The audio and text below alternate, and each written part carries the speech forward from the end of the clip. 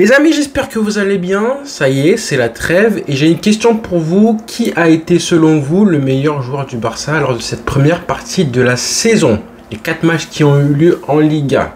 Est-ce que c'est Dani Olmo, Rafinha, Lamine Yamal, Pedri, Lewandowski, qui vous voulez? Dites-moi en commentaire, hein, c'est juste pour voir si on a la même sensibilité footballistique, vous et moi. En tout cas, j'espère que vous allez bien. Aujourd'hui, je voulais parler d'un joueur en particulier, évidemment, c'est Rafinha, parce que ce qu'il nous fait comme début de saison, hein, les performances, chaque match qu'il nous pond, c'est une belle histoire, je trouve. Parce que finalement, 2 ans quand même, 2 ans après son arrivée, on est en train de assister à une espèce de progression fulgurante d'un coup depuis maintenant 5, 6, 7 mois maintenant. On a retrouvé le Rafinha de Leeds. Qui aurait cru que Rafinha devienne le monstre qu'il est en train de devenir, hein? Qui aurait cru qu'un an de ça, à l'époque où justement il y avait une partie des supporters blaugrana qui voulaient qu'il parte du club, qui étaient au moins d'accord pour le vendre, que les dirigeants eux-mêmes aussi étaient à l'affût d'une offre mirobolante pour enflouer les caisses du club. Nous tous, hein, soyons honnêtes un petit peu, 5 secondes, on a tous douté de Rafinha, on se demandait est-ce qu'il avait le niveau du Barça, forcément les comparaisons avec l'heure de gloire, la MSN, tous les élites qu'on avait. Rappelez-vous les moqueries évidemment sur son faux passeport, comme quoi il n'était pas brésilien, qu'il était pakistanais parce qu'il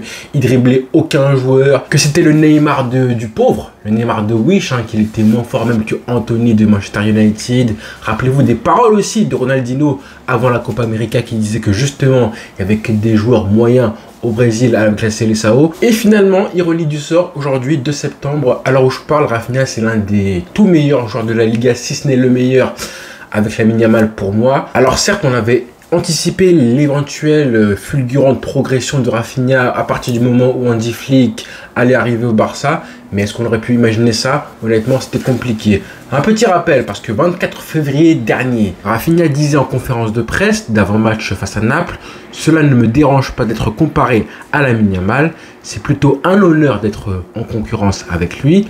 Il sera l'un des meilleurs joueurs du monde, nous nous améliorerons mutuellement. Dans une équipe comme Barcelone, la concurrence doit toujours être présente. » Et en fait, c'est pour ça que je dis que c'est une belle histoire qui commence, parce qu'en fait, on a un joueur qui s'est forgé avec la concurrence, en fait, qui a forgé son mental, qui a dû travailler, progresser, justement, à cause de la concurrence qu'il avait au Barça face à lui. Rappelez-vous qu'il avait Dembélé et que le chouchou de Xavi à l'époque, quand il est arrivé, justement, c'était Dembélé. Et qu'ensuite, justement, quand Dembélé est parti, on a eu l'éclosion, l'avènement de Lamine Yamal, l'arrivée tonitruante de Lamine Yamal. Donc, il a eu de la concurrence à son poste et pourtant, il a jamais bronché. Jamais une déclaration de frustration, jamais un geste d'humeur où il montrait un petit peu le fait que voilà, il voulait ou considérait mériter un peu plus de temps de jeu, de considération.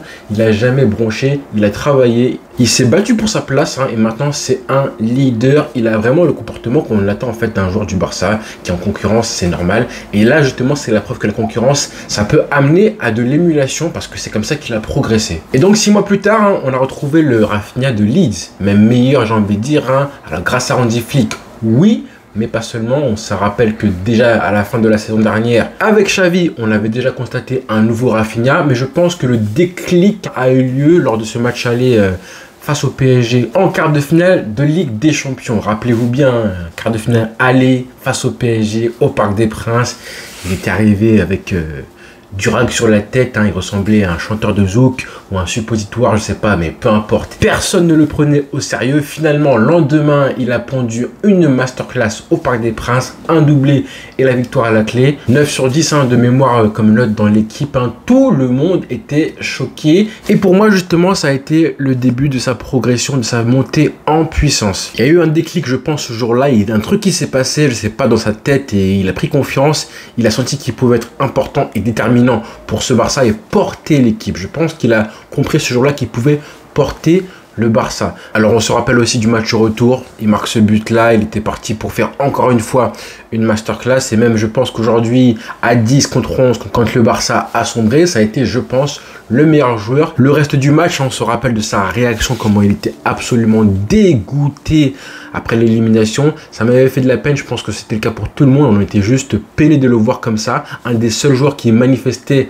qui était en fait dans le même état que nous en fait, parce que je pense vraiment qu'il avait conscience qu'il était passé à 2 doigts d'être l'homme providentiel du Barça. En gros, si le Barça passe face au PSG, on aurait été là à dire Rafinha a éliminé presque à lui tout seul le PSG. Ça aurait été un petit peu ça. Mais je pense que ça aussi, hein, ce match-là, ça a contribué à un Rafinha qui s'est forgé dans l'échec, dans la défaite. Il a rebondi comme un leader. Et donc du coup aujourd'hui, alors pourquoi est-il si fort justement en ce début de saison Rafinha? C'est évidemment ce qu'on se demande. On est arrivé à un point où c'est le seul joueur offensif du Barça qui a joué 100% du temps de jeu lors des 4 premiers matchs de Liga. C'est quand même assez révélateur, hein. Il y en a 4 comme ça dans ce cas-là. Ter Stegen, Inigo Martinez et Koundé en plus de lui, et donc Rafinha. Pour Inigo Martinez et Koundé, je pense qu'on peut soupçonner le fait qu'il n'y a pas de doublure à leur poste.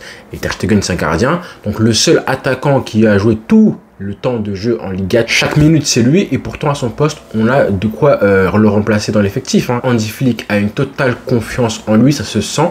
On les a vu discuter plusieurs fois. Déjà, à partir du moment où tu es un joueur et tu sais que mentalement, ton coach compte à ce point sur toi, forcément, mentalement, tu es à l'aise, tu es en confiance. Tu n'as pas le souci de oui, est-ce que je vais jouer? Est-ce que je dois prouver ma place? Comment je vais faire pour prouver que je suis meilleur qu'un tel ou un tel qui joue à mon poste, comme c'était le cas avant avec Dembélé puis Lamine Yamal. Et d'ailleurs, Hansi Flick a répété tout l'été très vite qu'il comptait absolument sur le joueur, qu'il ne voulait pas le vendre. Donc ça, forcément, ça a fait écho. Sur le terrain, justement, Hansi Flick lui laisse une liberté de mouvement totale. On sent qu'il a le droit de prendre des risques, de tenter des choses, hein. Prendre la profondeur, il adore ça, il bouffe justement la profondeur avec ses appels de balles, on l'a vu du coup samedi dernier. Troisième raison pour laquelle du coup il est aussi fort que ça, c'est évidemment le système d'Hansi Flick. On en a parlé dès qu'il est arrivé, ça c'est vrai, le 4-2-3-1 où il joue à un poste un petit peu hybride en tant que faux ailier gauche, hein, mais ça permet d'avoir un Barça qui a un joueur gaucher, côté gauche, et en plus qui a une bonne qualité de pied de centre. Donc on a vu plein de centres intéressants, les coups francs,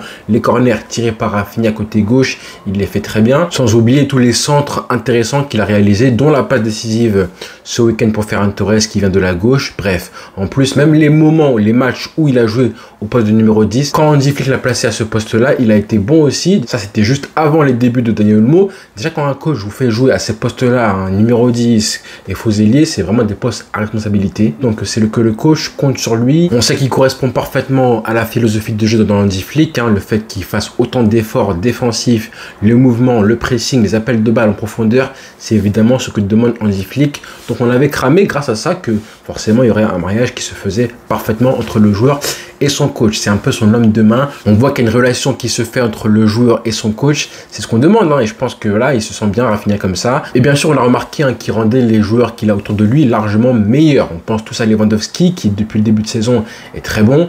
4 buts marqués. On savait que les difficultés de Lewandowski depuis 1 an et demi, elles étaient liées au fait qu'il était un peu seul. Il en a parlé en plus en conférence de presse plusieurs fois, Lewandowski, du manque de soutien qu'il avait. Là, avec un Rafinha qui joue proche de lui, c'est juste un régal. Il est enfin alimenté et on a plus le Lewandowski qui vient dézonner, décrocher pour jouer du coup un petit peu comme Zizou, ou plutôt essayer. Et du coup maintenant on a pas mal de supporters du Barça qui se demandent est-ce qu'on a vraiment besoin l'année prochaine, si Rafinha continue à être aussi bon, continue à monter en puissance et à être un joueur prépondérant de l'effectif, est-ce qu'on a vraiment besoin de recruter Nico Williams l'année prochaine, parce qu'apparemment le Barça voudrait repartir à la chasse au Nico Williams. J'ai reçu des messages sur Twitter, sur Instagram, des gens qui me demandent Charel, est-ce que vraiment on a besoin d'avoir un mec comme ça? Nico Williams dépenser encore pas mal d'argent sur un joueur de 22 ans, certes, mais voilà, on a un Rafinha qui est vraiment en état de grâce. J'ai envie de dire que si jamais Hansi Flick demande un Nico Williams au mercato, faudra du coup lui faire confiance. Ce ne sont pas les mêmes joueurs, hein, absolument pas du tout même. Ils ont un profil différent. Il y a un droitier, un gaucher, un joueur qui percute un peu plus que l'autre. J'ai envie de dire que pour l'instant, c'est un petit peu trop tôt pour répondre. Il peut se passer plein de choses cette saison. Un Rafinha qui continue à progresser ou qui stagne, ou une blessure.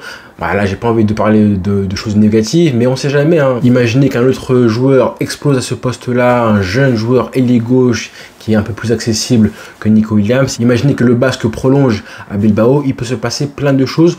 On verra d'ici là. L'essentiel, c'est pour l'instant de continuer à profiter de Rafinha, hein, parce que l'état de grâce d'un joueur qui dure comme ça, il faut en profiter, gagner des matchs, marquer des points, prendre des titres. Ça ne dure pas forcément dans le temps pendant 1, 2, 3 ans, à part quand tu t'appelles Messi ou CR7.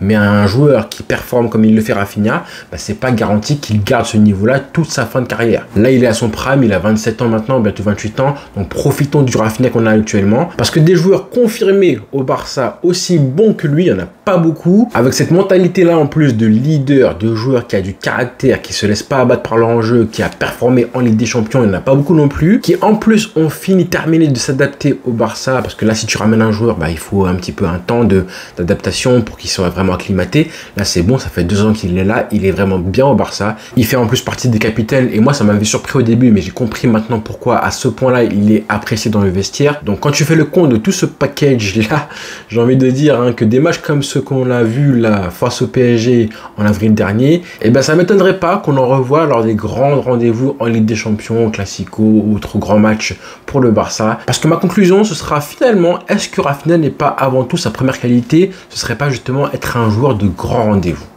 Voilà, je pose ça là et j'attends vos retours en commentaire en espérant que vous avez aimé la vidéo. On se donne rendez-vous du coup demain pour parler de monsieur Hansi Flick. D'ici là, on s'abonne et bon courage pour la rentrée.